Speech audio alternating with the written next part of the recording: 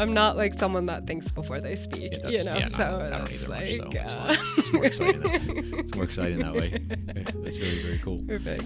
Yeah. So, thank you for coming. Yeah, thank you for having me. Yeah, I remember when I first saw the farmers market, I was like, oh, this is pretty cool. And then I kind of read up on you a little bit about your experience and what you've done, which I have to ask you questions because some of it I forget a little bit about your background, but I know you've been places and traveled and done things, which I thought was very, very cool. Mm-hmm. So I want to talk a little bit about that.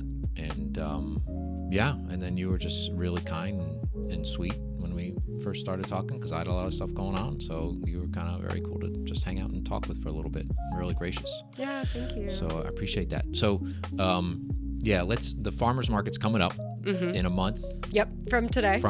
May 18th. In Stony Creek. What's the park? Bayview Park. Stony Creek, Brantford. Very, very cool. Why'd you start that? Ooh, right. Well, ignorance is bliss has been my joke. It's like community. Like it truly just comes back down to community. And I think initially I was working for Cultured Cafe, who vended with us last year, and I was going to farmers markets for them, right, selling their products. And I was like, I absolutely love this. Like it is such a joyous environment. You mingle, you meet other vendors, you meet people of the community. There's music. It's this hub. It's this space where everyone intentionally comes together to spend a portion of their day, right? And I was like, Stony Creek is such a wonderful place. And ever since I moved back here in 2020, I've really wanted to get to know my neighbors. And so starting this was in a selfish way for me to really get to know the people I'm living next door to and around and see but haven't spoken to. And so I went to the association in 2023 and I was like, hey, I really want to do this. And I did the sweetest little rough draft of like pros and cons of why having a farmer's market would benefit the ecosystem, the community of Stony Creek. And they were all really on board. There was a little hesitation, right? Because like traffic is such a I don't want to say a problem, right? But a topic that comes up often within small villages and small neighborhoods, like because Stony Creek is such an open place. We welcome everyone, and I really love that about the creek too. The creek. Yeah. I'm a creeker. That's cool. But Unc, this elder in the community, he was at that meeting and he was like, do you know who her grandfather is? And my grandfather and my grandmother bought the house that I live in back in the 50s. So I'm fourth generation. Oh my God. Or no, third generation, but fourth if you include the elders that lived with them. But that's really what got the ball rolling, was this vision, this idea, this dream of just really getting to know who's around me and also inviting resources, right? Who's in Connecticut that can offer food and support and just nourishment to my neighbors, to this community. No, I've been there a few times last year, and it's never a problem parking. Everybody's really chill and calm, and they just walk and they go about. Nobody's like all freaked out about they can't find a spot. There's none of that. It's a really calm, nice vibe. It is. Thank you. Yeah, thank you for acknowledging that too. I think it's more of a narrative than an actual problem. Yeah, the parking. There's really no problem at all. There was concern, but then once we did it, right, that was evident. That wasn't an issue, and so it's really nice to see that. People come throughout the day. It's not like not all at once. Yeah. So it's people come in the morning and they come in the afternoon or whatever, and it's nice. And I'm waiting to go back because I want to go to Potter's Farm and get his kielbasa. Oh my God. I know. I'm so happy that he's coming back too. He has great stuff, and he's an amazing man and farmer. So. Yeah, he's good. And he's got a baker there who makes amazing sourdough and so I'm super excited. And the honey lady, she makes her honey and all kinds of stuff. It's some great vendors. It's fantastic to see that so many of those vendors are coming back too for our second year, and then also like just so much more diversity and other vendors wanting to join in and be part of this. It feels like it grew at a really rapid pace. Yeah, just for our second year. I'm excited. Did you think like last year that that all of a sudden it happened? Were you like, of course it's going to happen? Or were you kind of like surprised a little bit? Like this is actually like happening? Like what was like the first, like opening day kind of thing? Oh my gosh. So many emotions, right? Like I joke that this is kind of like my baby in a way, and so there's still that little bit of anxiety of like, oh, are people going to show up? Are they going to, come and support this? And then it's always so beautiful to see that anxiety can be put to ease. And opening day was so exciting last year, and it was a consistent flow, and it seems like a lot more people are discovering that we are here, and that's really the biggest thing, is just getting the word out that this farmers market exists. And through conversations and going around town and putting up flyers this year, it just seems like so many more people are aware of what we're doing. And I'm excited to see what this year is going to bring and what it's going to look like. So, like really holding that value in that container of this, like this chill vibe, right? Like Stony Creek, there's just something so grounding about the area there and the people there. Yeah. And so like that homey feel and growing at the same time, right? It's like, how do we grow, but without a sense of urgency? And so letting it just be a super organic process. Yeah, no, it definitely is. I mean, you have the market there now, and then there's little shops and the restaurants and stuff. And then, of course, there's that little strip of grass by the water with the benches. You sit and you look at the boats and the seagulls and the stuff, and you just kind of hang out and kind of let the world disappear around you. It's kind of fun. So I've done that. It's really nice. Some vendors stay afterwards and we all go swimming nice. There's so many trails, so they'll hang out and we'll go for hikes. Awesome. And it's fun. Just, you can make a whole day of it, right? Whether you're just a visitor or a vendor. So, I love it. So you had like some experiences leading up to your Stony Creek Farmers Market.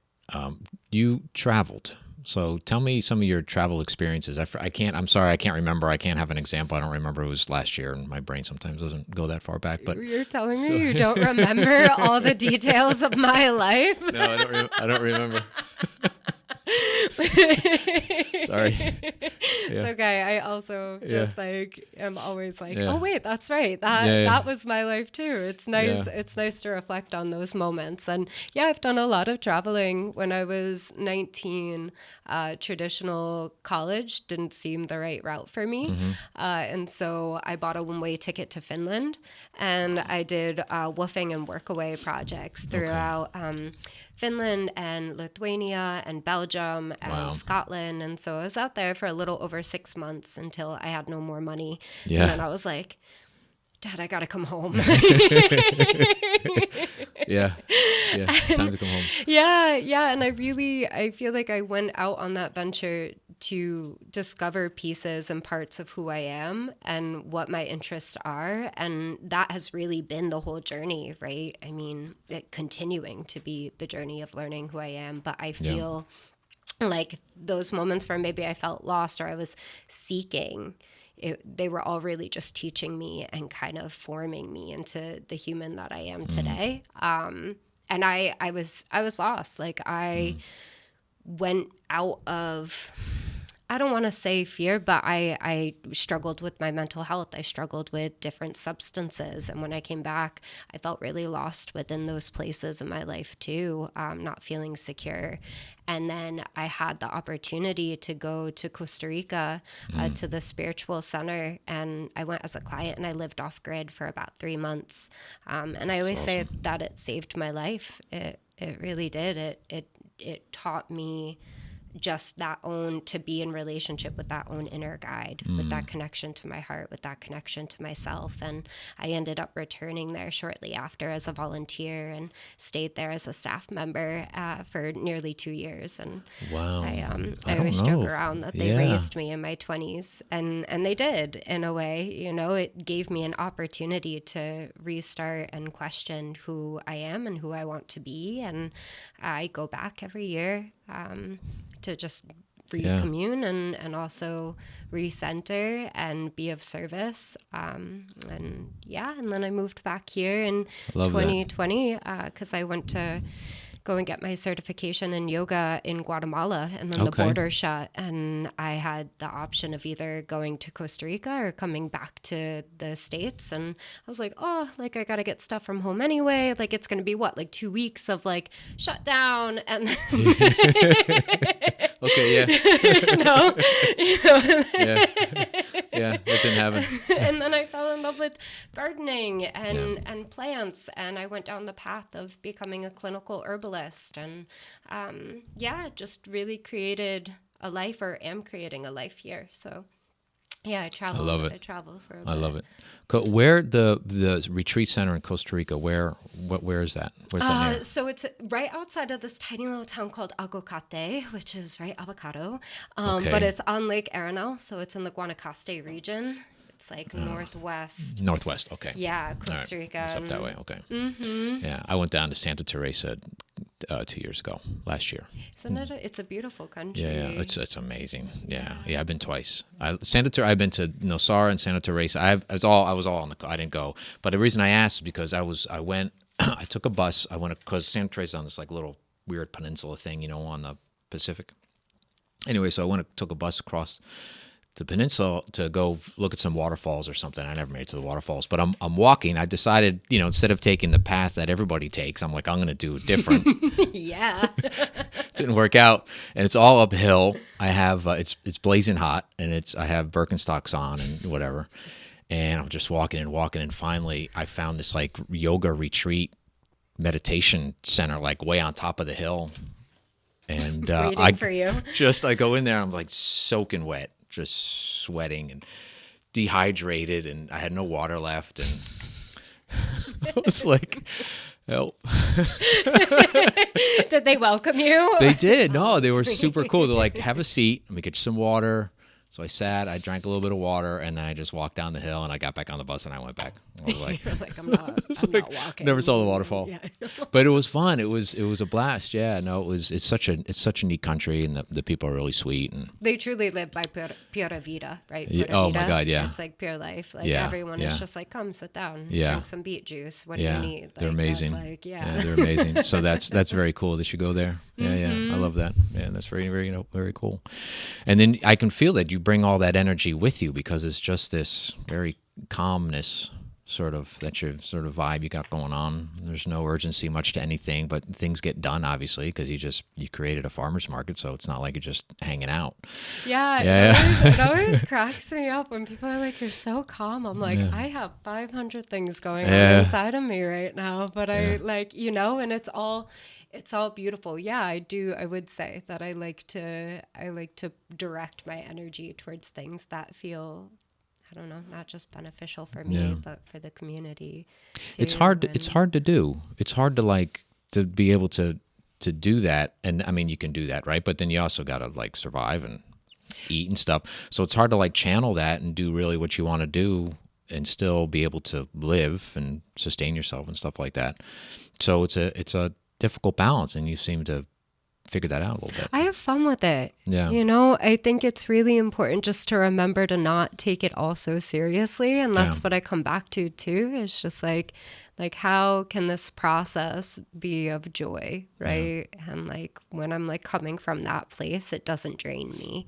If I'm coming from a place of like, I have to get this done and it becomes an obligation, then I meet like that resistance within myself. So it doesn't feel like work. It feels like something I'm really excited to do and put my energy towards. Yeah, that's good. So yeah. And how to also have it be this source of income, right? Like that's like, I'm realizing that, like this is actually like, I have a skill in this, like I love networking. I love people. I love connecting and like creating containers where people can share their gifts. Like that's really exciting to me. And because I think everyone has something to share, And so I don't know exactly what that looks like, but like moving towards that and making choices that are moving towards that. I like that. And I think people are looking for ways to share what they have to offer. And sometimes it's hard for them. So if they have an easy outlet, like the market where they can come, and if they, they have cut flowers that they like to share with people and sell them. And because everybody's there so happy just to talk and explain what they do and how they do it and where everything's from and stuff. It's really kind of a neat place. Yeah, and also people creating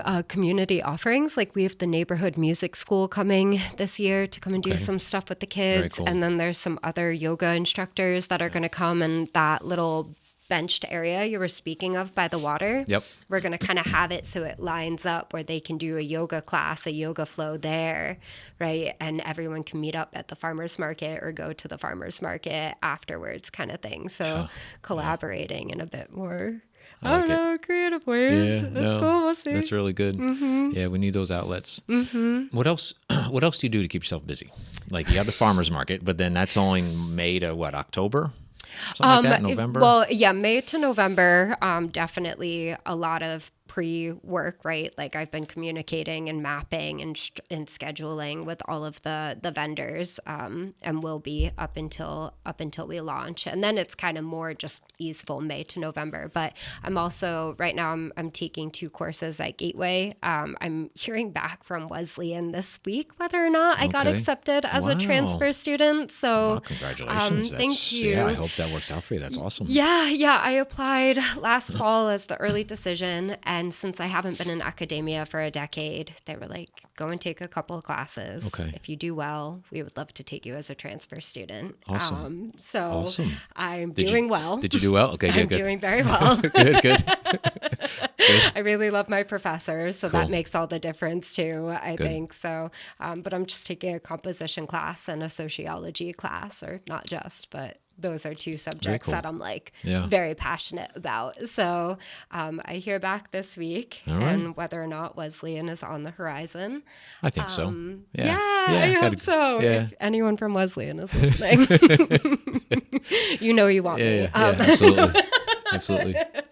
Would you live up there or would you commute? No, I'd commute. It's a 35-minute drive through like the farmland and everything, it's which beautiful is going up there. Nice. ideal. So that's on my plate. I also do volunteer work with the Land Trust. I organize the lecture series. And we do like a every year 2025 speaker series. I've actually just taken that torch from someone who's been gifted, invited to take the torch from someone who's been organizing this series for over 25 years now. So that's been nice. I collaborate with different educators and people that work within the agricultural and environmental areas and in Connecticut, and they come and speak on different subjects. Cool. And then I just hike a lot, and I work out a lot, and I just applied to be a barista because I'm like, I resist the 9 to 5.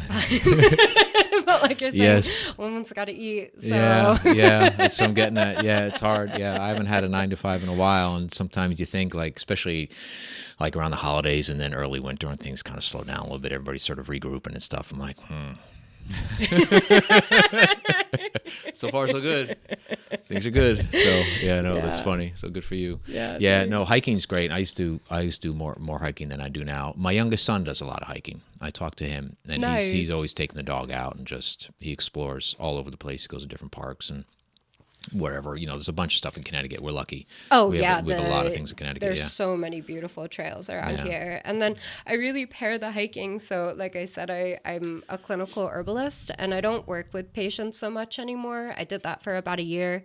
I really love just making medicine. I built an apothecary in my house, and so I have all my shelves of my tinctures and my dried herbs. But so I work in my garden, and then totally. I would love to make some remedies for you. That'd be fun. All right, cool. But so I'm always concocting and making some different things. So that's interesting. That's pretty cool. So what are some of the things what do you call them? Tinctures. Yeah. So what are some of the tinctures you make? Like, what are some of the remedies that people need or that you need that you make for yourself or something? I do a lot of heart-centered and anxiety blends. Good. Yeah. Right now I'm working a lot with anise hyssop. And so do you know hyssop? Mm-mm. She's in the mint family, or they're in the mint family. Never heard of it. Tall, purple flowers. Really, really nice, soothing, almost like people who don't like licorice, but they still like her. She has somewhat of that licorice flavor. Okay. I apologize. I do call plants she's and That's fine. she's he's. So, right. yeah, but that's very relaxing to the Okay. digestive system, but also the nervous system. And I'll I take work some a of that. lot with wild lettuce too, and that's for like pain relief and also really relaxing before bed. Okay. So, and this is all like the majority of my medicine is like from around like the Totucket land from Brantford. And, Okay. yeah. So do you like, you said you grow your own a little bit, yeah. And then do you find stuff like out when you're hiking? Do you look for things and you find stuff? Yeah. Ramps are out right now. The what? Ramps. Okay, no. Don't know that Okay, either. allium family, Okay. garlic, No. onion family. Oh, okay. Yeah. And they have like spinach-like leaves. They're really, really beautiful, right? And you need to be mindful to only take one leaf per plant, or else, Oh.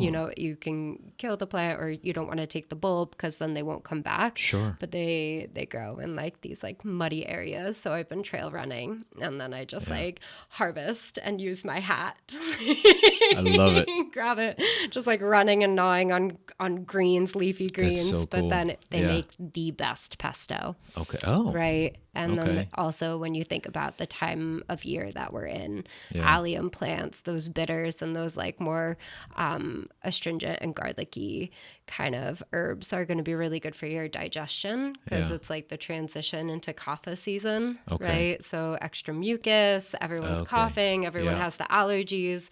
Those plants are going to help.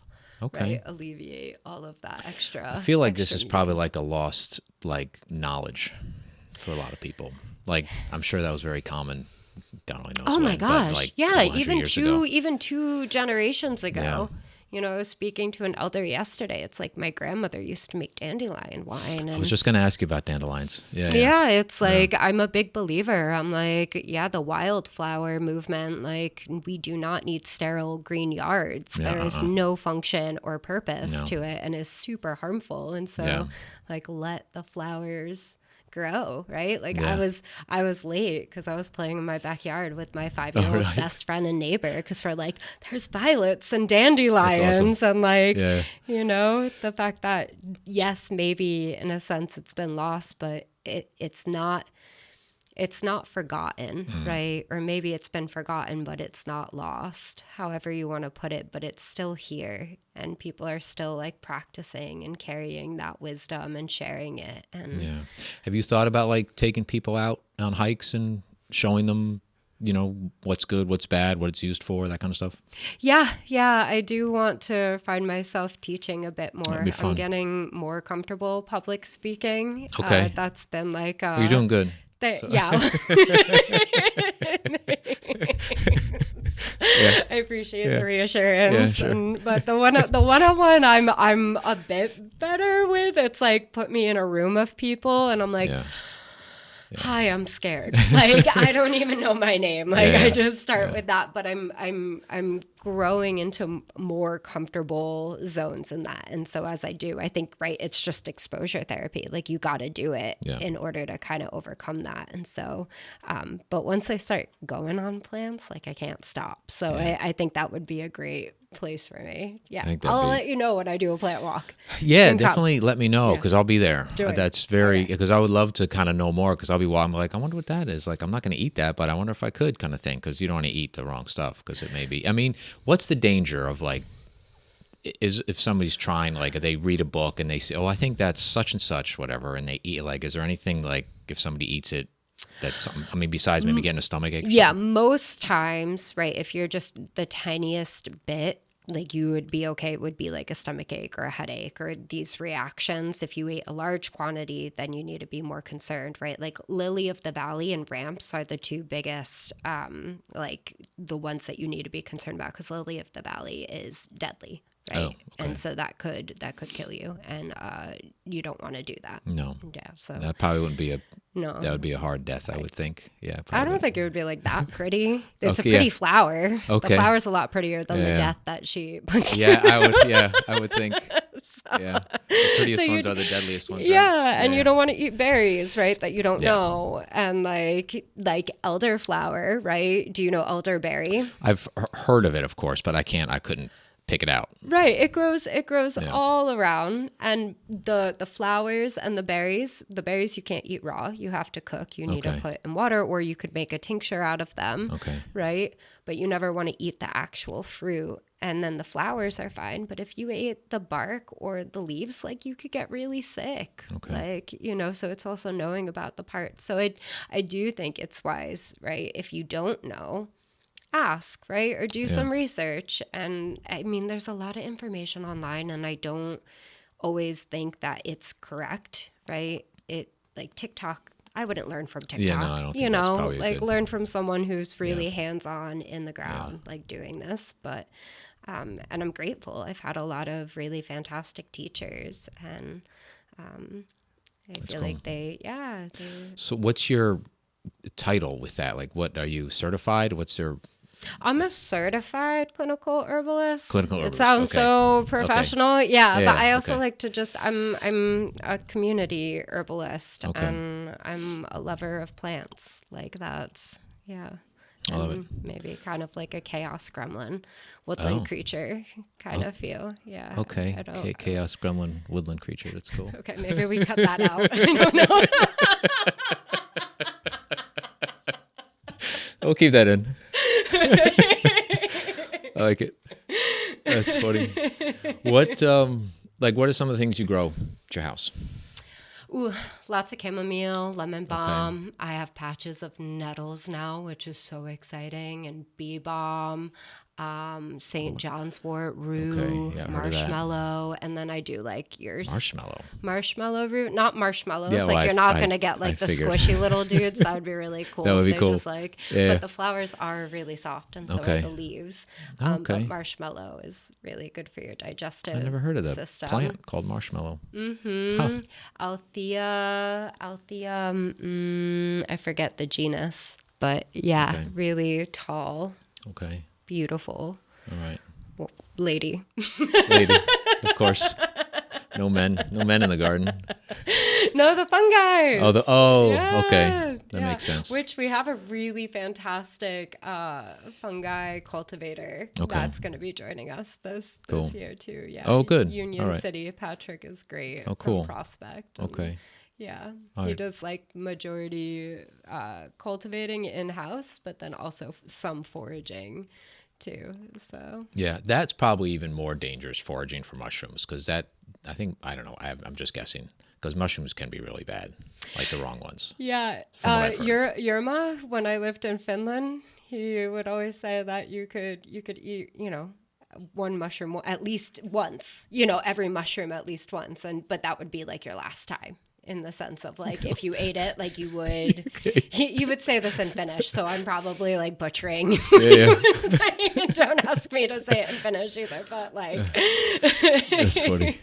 Yeah, you could it. Yeah, you could try it. Might not work out, but you could try it, I suppose. Yeah. That's good. Yeah. That's a good way of putting it. I feel a bit more comfortable with mushrooms. I wouldn't take, like I harvest like lion's mane and black trumpet and chanterelles and chicken of the woods, hen of the woods, but you're not, I'm not, and hedgehogs. Like the animal or the mushroom hedgehogs? They are the cutest little mushrooms. Okay. Yeah. Okay. And they love to be in like the dark, damp forest, like up on top of a mountain somewhere, and they're just... Really? Best mushroom grilled cheese you will ever have. I've never had that. That sounds good though.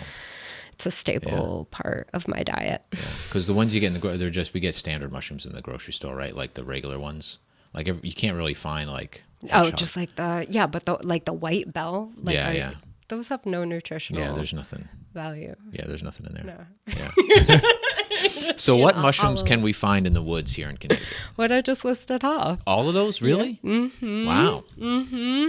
Along with who else? I mean, there's horseshoe, but you're not going to eat horseshoe. That would be more so for tinder bundles, right? So there's like a mushroom that it's hollow, and so you can actually put some tinder in there and start a fire, and it'll hold that for a while. So if like you were lost in the forest and you needed warmth. Oh, really? It's like, That's crazy. Yeah, it's really cool. There's so much to learn. Totally. But those I just listed off. Lion's mane, I find around here. I find chicken of the woods pretty Chicken of the easily. woods. Shanties, Awesome. chanterelles, they're awesome. And Like, could I find stuff in my backyard? I mean, I see mushrooms in the grass every once in a while. I mean, unless they're like puffballs or morels. I don't know if I haven't encountered a morel, and I won't eat one until I meet them in the wilderness. But people will buy morels, right? They're like they're like a delicacy. Okay. And they're going to be coming out within the next like couple of weeks. This is their time of year. So they like to grow by tulip poplars. Okay. Fun fact. Do you cook mushrooms or can you eat them Always. raw? Don't eat them raw. Okay. Yeah. Your body won't know what to do with them raw, and you don't get all of the amino acids and nutrition in them unless they're cooked. So the heat really helps bring all of that out, and then your body's like, this is great. Because there's people that say like you shouldn't cook anything. You should eat everything raw, like those raw diet people. Yeah. I mean, I guess like maybe carrots and like. I eat a lot green of raw beans carrots. And stuff. Yeah. That's like my rage food. Like, you know how some people are like, I need a smoke. I'm like, I need a carrot. That's like, I'm not even kidding. I don't have something about the crunch. Do you do the baby carrots or the full on? No, the full on carrots. Yeah. Carrot. Just like that's good. Mm-hmm. Yeah. No, carrots are good. Yeah. By the time I get to the bottom, I'm like soothed. Okay. All right. Any dips or any like hummus or straight up? Really? Do you peel them or you just wash them? Sometimes I don't even wash them. It depends how intense the anger is. Yeah, I gotcha. That's funny. I told you I don't think. Oh, it's hysterical. Oh God, it's too funny. Oh God. So you grow? Do you grow? No, you don't grow mushrooms. You just grow. No, but I do have logs. I have shiitake and lion's mane logs going on right now. Yeah, and then some people will do the oyster and mushroom blocks too, which I'd really love to do at some point. Right. So, do you do any vegetables or anything like carrots or? I do. Because it's an expensive habit, so it's easier to grow now. And beets and lots of Swiss chard and kale, and I do bins of potatoes too. That's gotta keep you busy. Like that's I guess. Yeah. I just do a little. I just started a little like flower garden in the backyard like last year, just annuals. That's perfect. Because I rent a little place, what do you grow? It's near. I have no idea. I can't remember anything I planted. They're flowers. There's a rose bush, sort of like a creeping rose bush thing. I don't know what it's called, but it's like ground cover sort of rose bush thing. And it's something I really like. It's purple and it grows really tall. I put that right in the center. I don't know what that's called either, but it grows really tall and it's beautiful. And then there's like a butterfly bush, something or other, and then some other things. I don't know what anything's called, but I bought them and they were annuals because I didn't want to do it every year. Yeah, you're like, this is a commitment I don't know I can uphold. Like, I was kind of like, I'll do it this year, but I was more excited like what's going to happen next year, like after a year goes by. And some things are starting to go, but there's some things that just there's nothing happening. Right. So I'm thinking it still might be a little bit early. Yeah. I mean, it's been a cold spring, so I would definitely, everything's just starting to come up and out. And so, kind of see the butterfly bush will probably come back. That's starting. I can see some new stuff on that. There's some catnip in there that my father-in-law gave me. Oh, nice. So hopefully that'll come back. It doesn't look like, but who knows? I don't know. So we'll see. It's a cool little spot, and I made a little bench, and I just kind of hang out there sometimes. Do you have any cats that come by to hang out with the catnip? Not yet. No, not yet. But my dog runs through the garden and knocks things over, drives me nuts, but she's cool. But I do have a new creature. What do you call those things? Are they moles or something? New moles. Oh, like the ground. Something's digging in there. I just noticed that the other day. Yeah. Like these trails. Like the little moles. I love the little moles. They're so cute. Yeah. I worked on a farm last year, and it was really hard. Yeah, having to, when you're like digging and find baby moles. So, I mean, not ideal for the crops. I mean, there's no vegetables. They're not going to eat anything. I don't think they're going to eat the roots of the plants and kill them. No. I think they're just hanging out down there, but they kind of, You get to call it home. I guess. Yeah. Are you opposed to I'm like, what was that? Sorry, things are falling apart. It's all right. Nothing. If it falls over there, we're okay. Perfect. As long as it's You're not right. on you or me. Yeah. No, I mean, as long as they don't really tear things up too much. No. I mean, I don't care. Then you can share the space. Yeah. Mm-hmm. My mom is funny. She's got some mice in her house, like a lot of people do. They're in the basement and they hang out, and she's catching, and she doesn't like, she gets the traps and stuff. And I was talking to her the other day. She's like, yeah, I don't like killing them anymore. Like, I think I'm just not going to do anything. I was like, okay. Sweet woman. I was like, well, it's warming up. They'll probably go outside. Yeah. They'll go on their little summer vacation. Yeah. That's like their winter home. And I think it's important that we coexist, you know? It's So, fine. She's fine. I mean, they're I have just down there. cats, so they definitely, okay. they just eat the mice in my house. I have a dog, and I think last year she caught at least 2, maybe 3 chipmunks. I got inundated with chipmunks. Brutal. Chipmunks last year. They were in my They're car. the cutest things. Everywhere. But my dog would she will not give up until she gets a chipmunk. I'm like, she's never going to get it. Like, I'm hanging out there like an hour. She's like, and all of a sudden, determined. she got it. I was like, oh my God, you killed it. I was like, you did it. I'm so excited. I was like, you got it. Yeah. She's a proper hunter. Yeah, she's good. Yeah, good on her. Yeah, good she's on super her. quick. Yeah, I've tried she's to good. catch chipmunks, not to kill, but just to like snuggle, and they don't let me. So that's she should be proud. You should be a proud dad. Yeah, I am proud. Yeah, she's really. But they were dead, and I was like, I don't think she wanted to eat it, but she kind of wanted to play with it. I'm like, no, you're not. I'm just going to throw it in the woods. We're not going to continue this like it's done. a toy. We're done with this. So I throw it in the woods, and then she'll get another one. They hang out in the wood pile, or I was at my mom's, and then they hang out in my car. They don't anymore. I put my mechanic told me to put dryer sheets, get dryer sheets and wad them up. Get a wad of dryer sheets, like Downy or whatever. Wad them up with a rubber band and put them in your engine compartment. Oh, near your battery, any place so that they then might they don't hang out. nest in there. So they won't nest. So anyway, that's been working. But I start up my car, and right away, my dog Dizzy, she's looking around the car. She's like, I'm like, what are you looking for? And she's there. She smells something. So a chipmunk jumps off the car from the bottom of the car and runs across the driveway. She goes full tilt. The chipmunk goes running up a tree. She's barking at the chipmunk. Oh, it was the funniest thing. Yeah. She knew. One. It's crazy that she could smell it through the Downy. Yeah. Too. Yeah. That's She's impressive. crazy. Yeah, she's good. She's a good girl. She keeps me company. That's how I feel about my boys. Yeah, my cats. How many? 2. Okay. Yeah. What are their names? Pepino and Baby de la Sol. Okay.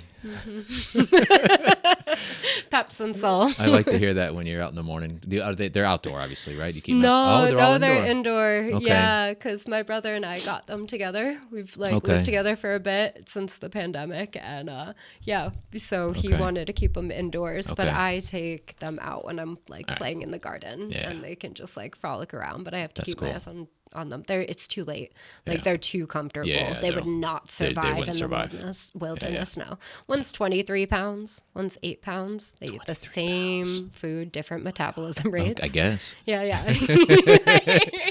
Maybe one's finding more the mice. 23-pound one, Peps, he would not make it. No, the smaller one catches more mice. Oh, interesting. I mean, he's got the speed. The speed. I'm thinking because you'd be eating them. If he catches them, he'd eat them, so put on the weight. But no, they do the same thing. I don't think they know how to eat them, or that they just it's like a toy. And I'm like, okay, well, this is, we're going to put this mouse outside now. No, guys. My cat, Wednesday, I got 30 years ago when I was in school. This cat sort of hung out. Me and my roommate at the time took her in, called her Wednesday because we found her on a Wednesday. That makes sense. It's a good day. So, and I kept her. He moved on, moved out of state. So I kept Wednesday, and sometimes she'd wake you up in the middle of the night, chewing on the bones of a mouse. She was good. She was a great hunter, but she would eat the whole thing. Yeah. I'm like, that's gross. But no, when I lived in Costa Rica, I'd wake up to the crunching under my bed. Oh my God. I'd also wake up to tarantulas on my window, and I was like, oh, I love them. Yeah. But they're not harmful. Tarantulas. No. I mean, I wouldn't mess with one, but they're not gonna kill you or anything like that. Yeah. Or the scorpions down spiders. there. I'm not. No, snakes. I'm okay. Spiders. I'm not a spider. I don't. I like worked at a nature center for like a month in Costa Rica, and it was at like a butterfly garden, and we had the scorpions and like the tarantulas and all these different ants, and so I got to like eat all of these different bugs, but we would like play this game. You ate them? Yeah. Okay. Yeah. I went through for a whole, like I was like, until I found out I'm allergic to crickets, I was like, yes, I can be sustainable with my protein source just being bugs and like stepping away from like manufactured meat. But then I ate a cricket and I turned purple and got itchy. And so I was like, well, that dream died fast. Okay. But good to know, though. Yeah, now yeah. you know. Don't give me anything with crickets. Okay.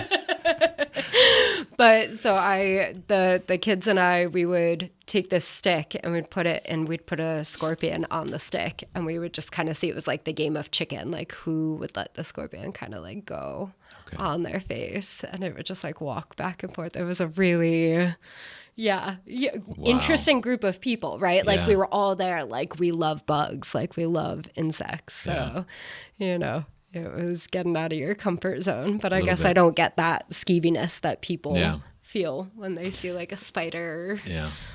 Well, we're in like a centipede or anything. I mean, Costa Rica is a different place because they live outside, basically. I mean, you have to somewhat like just accept that they're going to be everywhere, because they are everywhere. It's everywhere, like, and they're a lot bigger than here. Definitely. Yeah. But did you see the leafcutter ants when you were there? I don't think so. So they're like they go and they take the leaves and they bring them down to the hive, and they have like warriors and like workers and like guards, and so there's all these different roles, and they look a little bit different, but the ones that are kind of like the warriors protecting the ones that are collecting the leaves, they have these giant mouths, like these pinchers, and so the indigenous people would use that to like when you need stitches, they would use the ants to close up the wounds. Mm-hmm. That's cool. And then they would like burn it closed, so that way. Yeah. But they also are really delicious. Okay. Yeah, to eat. Do you eat how do you eat them? Do you like kill them? Put them in chocolate. Do you kill them first, or you just? Yeah. Okay. Yeah. The only bugs I've eaten alive were termites. Oh, okay. It tastes like black pepper. Okay, but would eat like how big is a termite? They're tiny. Okay. Yeah. They're like the size of black pepper. You just like go over the line where they're walking, and you just like and eat them. Mm-hmm. Okay. There's no like, you just swallow them right away? Yeah. It's like seasoning. Is that like nutritional value? Is it like protein in there? Like what Probably. Okay. Yeah. Okay. It was more so just like, I want to try this. I didn't do too much research into it afterwards. Are there bugs you can't eat?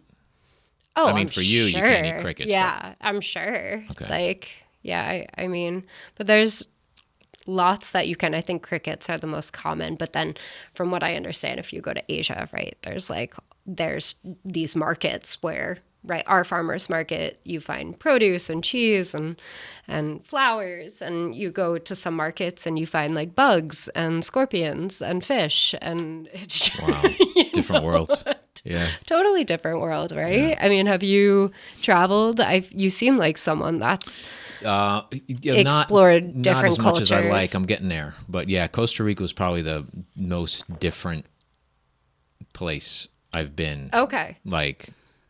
Than where we live here. Mm-hmm. Like I went to a little island called Bequia, way down in the West Indies.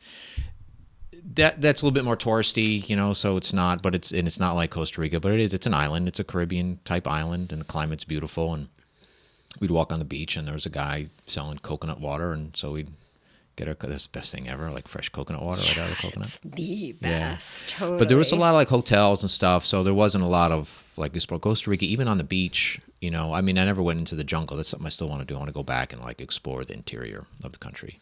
Yeah, if next year for the past 3 years I've gone on this trip called Eco Tours for Cures, and it's with a group of naturopaths, and we go and camp out with the Bushmen in Jamaica. Okay. And that's just for like 6 days. Yeah.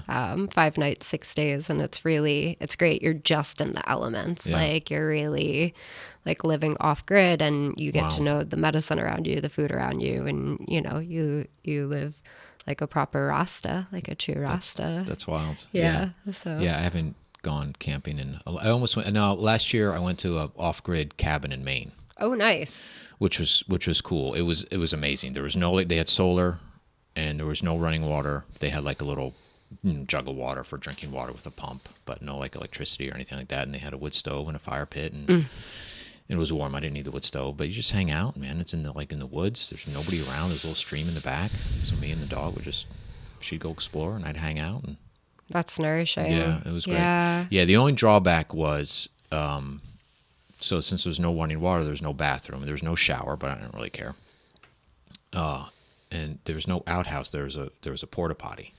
So I'm like, I want to write them a letter like, you know what, I love your place, but like you should build like a proper like outhouse thing and not do the like full on green porta potty. It just sort of takes away from the whole experience. But other than that, I mean, it was amazing. It was quiet. It was just, you just hang out. There's nobody. You can't see anybody. Yeah, just with yourself. Yeah, it was nice.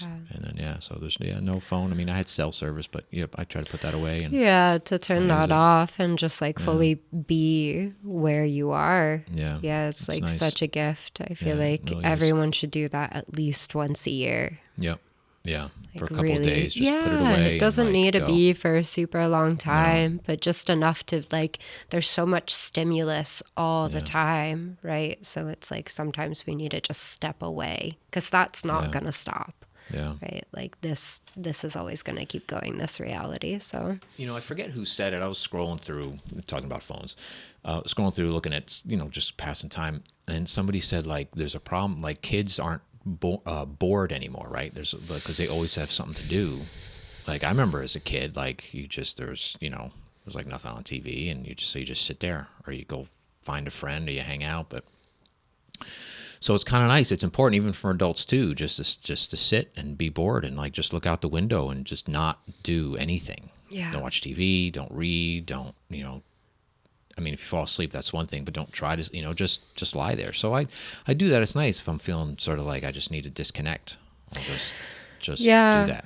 Yeah, and I feel really grateful. I feel like the people that I am surrounded by, like my chosen family, we do just get together and we just sit by the water. Like last night, a group of us built a fire on the beach and we just watched the water. And one of our friends guided us through like a meditation. Yeah. And we just sat there and it was like conscious conversations, like we're not just speaking to just speak, but really being intentional. And there can just be that like filling that empty space where it's really nice when you can just kind of like, it's not a bad thing to feel bored. No. It's not a bad thing to feel uncomfortable. It's like just welcoming that because that's part of the experience, so it's like rather than trying to take it away. Yeah. It's nice to be bored. I mean, especially if you think about like, what could I be doing? And there's nothing like, okay, well, no, there's nothing pending that needs to be taken care of. So I'm just going to sit here for a little bit.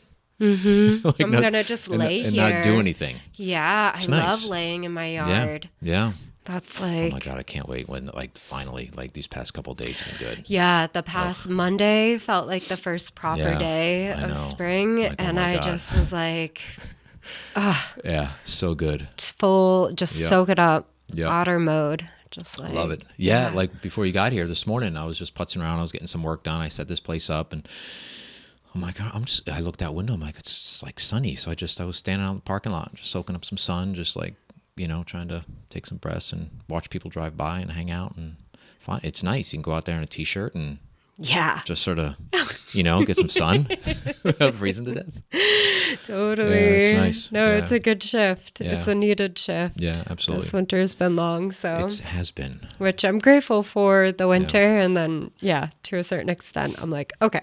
Yeah. Thank you. But the climate down in Central America, that part suits me so well. Like, it's like it's 80. Well, now it's like 90. But when I go down in the winter, our winter, it's like 80 degrees, 85 degrees. It's sun. The humidity is like. People ask if it's like, is it humid? I'm like, I don't know, not for me. It's like for me, the humidity's perfect. It's a different kind of humidity than Connecticut, right? Like New England humidity is like, I can't breathe humidity, where Costa Rica is just like, oh, your pores are going to be open, you're going to be glowing, like, just drink some like coconut water and you're set. Yeah, like you're good to go. It's like reviving the humidity there. It is. It's nice. I'd always find shelter, right? So I find like you walk down the beach, there's always like trees and bushes and whatever, so you can go in and find shelter. So I'd sit, and you'd still be under there, and I'm like, I could feel my skin like still hot. Like you're sitting in the sun, but there's no sun on me. But it's so hot, but it's so soothing. Yeah, no, I like that climate. Yeah, it's so good. Where I was like up in the mountains more, and so it was like 50-50. Like it would be raining most of the times, like the rainforest proper. And so, but I love it. I love warm rain. Like out on a hike, nice. And it's like you're in the beating sun, and then all of a sudden this like nonstop downpour comes, and it's like you get to just like run through, and you're like, it's like you just went swimming. Like exactly. Yeah, it's that warm rain, and then it stops, and it's still warm. Yeah. It's not that cold rain. Cold rain's no good. Yeah, that's no good. Yeah, I mean, I see people cold water. I see people on the beach like in the winter, like going swimming, and I'm like, okay, maybe I could do that, like go in cold water like that. But then I need to get out, and it needs to be 85 degrees when I get out of the water. Like I can't get out of the water and still be 35 degrees. No, what my friends and I did for New Year's, we did this last year, we did this year. We built a sauna on the beach, and so we got it up to like 95 this year. Last year we got it up at like to like 115 because we had the fire going all night. So we had these hot stones, and we did like a tent, like this, like, I don't know, I guess like fire resistant plastic tent that my friend Marcello got. And so we have this going, and then we went in the water, and I was in there for 2 minutes, and thank God my friend who was holding my hand, she's like a birth doula, and so she was like guiding me through like my breath, because I was like, I can't do this. Like, it's cold. It's shocking. Yeah. Like, it really feels like the pins and needles through your body. I don't know how people do that every day. I haven't done it. Like, there's people that just wake up and they're like, and they go with their plunge and whatever. And I'm like, it's supposed to be very good for you, but I'm not into it. Yeah. People like, you can do a cold shower. With the discomfort. I'm like, I'm not sitting with that discomfort. I'm not doing it. They're like, well, you could do a cold shower. I'm like, no.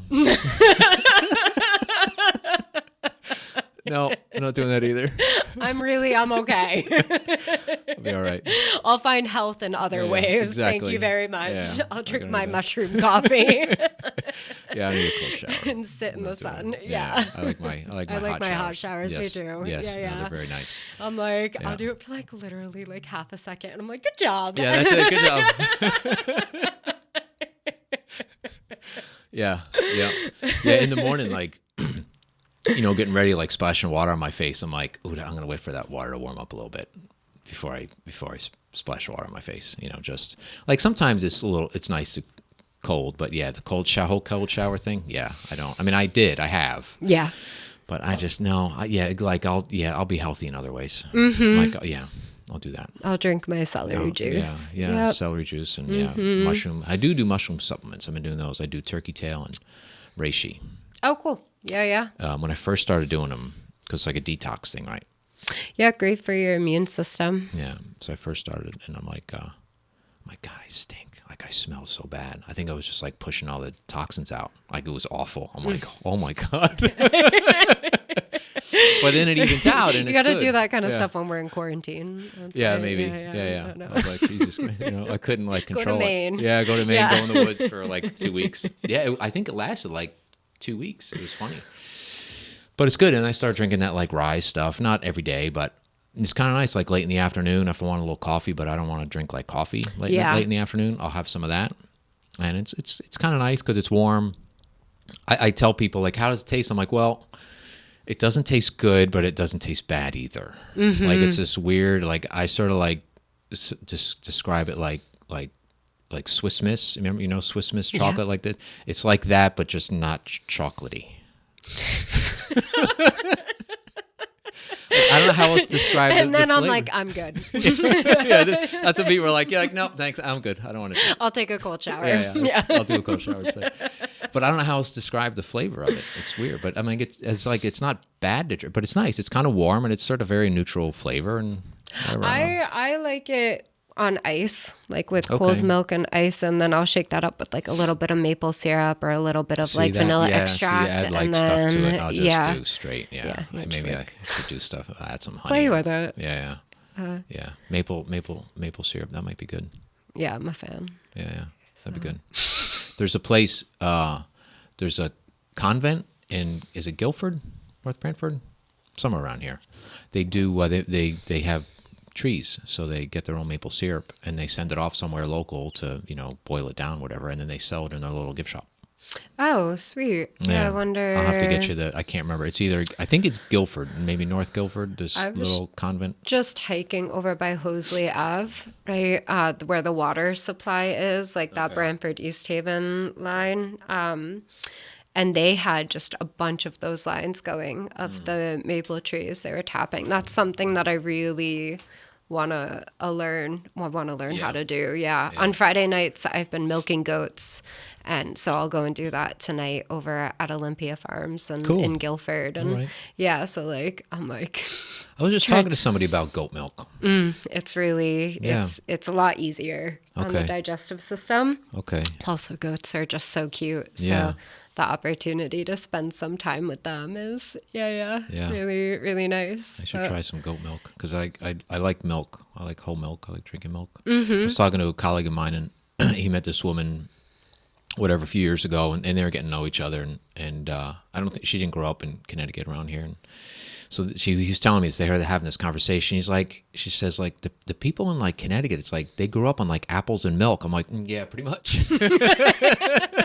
That's a great description. Yeah. That's exactly, a lot of apples, a lot of milk. I do eat apples and drink milk every day. Yeah. Now that you say that. Yeah, not funny? Like she nailed it. I was like, that's... It was pretty good. Apples and milk. I did milk. Yeah. Well, there was a lot of apple orchards, right? Like even prior to Bishop's really kind of claiming the majority of that, or Lyman's. Like I think there was a lot more of the small scale farms or like homeowners, right? When everyone was just kind of growing their own food. Right. I'm taking an apple tree growing class in May. Oh, that's cool. I'm going to a farm. It's not like, it's like a workshop kind of thing. And I get to come home or bring home like an apple tree. Oh, nice. So maybe I'll have my own apples and then I'll have a goat. Yeah. All right. Fulfill this. That'll be good. But, goat milk and apples every day. Yeah. Well, there's something like for me, like I just have this interest to learn these practices, right? That create a sense of self-sustainability and like not being reliant on the system. And like I do appreciate the convenience of Trader Joe's or like the grocery store and all of these pleasures, but to know that like I can be totally fine and self-sustained without them. It's just like I think everyone should feel that kind of freedom, and like these are practices and trades that like just 2 generations, 3 generations ago, like was very common. Yeah. Everyone was growing their own food and they were bartering with their neighbors. And like, there was just these relationships. And it's really exciting to see that we're kind of moving that direction again, and that was also part of what I envisioned with the farmers market too, is like the vendors get to collaborate, right? They get to support one another too, and so, I think we just are on this movement of away from these bigger systems and really coming and honing in on who is here, right? Who are we in relationship with? And that's just it's not just of the human realm either, right? It's like the animals, it's the plants, it's the soil, it's the mycelium, it's all of these beings that are like here for us to support us. It's the insects too, right? And so I guess I just wanted to say, like, with all of what we just spoke about, I feel like there's still this honing in on, like, who is around us and how do we relate to these practices and to these ways. And I just, like, have such a deep love and appreciation of that, I love it. Yeah. No, and then you're another person I could pass that along to another generation that's coming up. Because I think there are... my son included, my older son, he wants to like live off grid. He wants to learn how to be self-sufficient. And I think it's not just him. I think there's a lot of younger people growing up now are sort of tired of like the having to rely on a store and a this and a that. They want to be their own person and do it for themselves. I see that a lot, and I think that's wonderful. Yeah, I think that's really, really good. The rest of the reliance on chemicals. They want to do things themselves, build them, grow them, and I think that's good stuff. I think it's the right direction. Yeah. It would be really cool too to see like school systems incorporating more agriculture into exactly. Yeah, like I'm seeing schools building new playgrounds with more plastic, and I'm like, wouldn't it be nice to be building like garden beds and like kids can go out and like grow food or just learn about it or get their hands in the soil or just like lay in a field of red clover. I don't know, you know, but like just kind of these small shifts that are going to make really big changes. Yeah, I think it's important. And not just that, also like how to like fix things, how to, you know, carpentry skills and metal skills, all those skills that you may need someday if you know, and because life has all sorts of things you run into. Right. So and those people are around us too. Yeah. You know, like I'm going to go and bother your neighbor after this. Rob, he's right next door. He's my neighbor in Stony Creek, and he does woodwork, and he's going to help me build a garden stand. Nice. And so I didn't know he was here. But where is he? He's in the building next door? Yeah. He's right over there. He just moved in. He moved his wood workshop from his garage to here. I guess he's been in the process for a couple of weeks. Well, you have to introduce me. Yeah, we can go over after. That'd be cool. I love that. Yeah, he's there with his dog Ollie. Really sweet guy. Oh, good. Yeah. Oh, that'd be good. Yeah. I love that. So, but yeah, like woodwork and metalwork and all of these things, like primitive skills gatherings. Yeah. Oh my gosh. Yeah. You have to take me for a hike and show me like what leaves I can eat and stuff I see. Totally. We can be like deer. Yeah. And just like pretend. Yeah, I love to go out in the forest and pretend I'm like a bear, or like a deer. I love it. Like I love it. We're into that. That's all good with me. I love it. I'm in. Let's go. It's like healing through play. Yeah. Like that is the vibe. No, I love it's it. just like, how do we move through life playing? Yeah. You know, or like being playful. Right. Being playful is the energy. Yeah. Yeah. Absolutely. Mm-hmm. I love it. No. That's how we're going to end it. Yeah. Clara, thank you. Yeah. This was, and we're not going to cut anything. No. Everything's staying in. Oh, wow. All right. even my ninja move. Even your ninja move. Yes, of course. Well, that's going to be the teaser we're going to use. Thank you so much. It's been great speaking with you. Thank you for coming by. And before we wrap up, just details about the farmers market. Let's get that out there real quick. Yeah, May 18th. We are opening up every Sunday, 10 to 2, Bayview Park.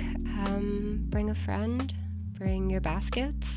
Ride a bike. I don't know. There's so many ways that you can get to the creek, but you have Instagram for the creek? At Stony Creek Farmers Market, and then we are launching our website. Oh, right on. May 1st. So you will find information on our Instagram page of that website too. Love it. Mm-hmm. That's it. Clara, thank you. Thank you. Cool. Thanks everybody.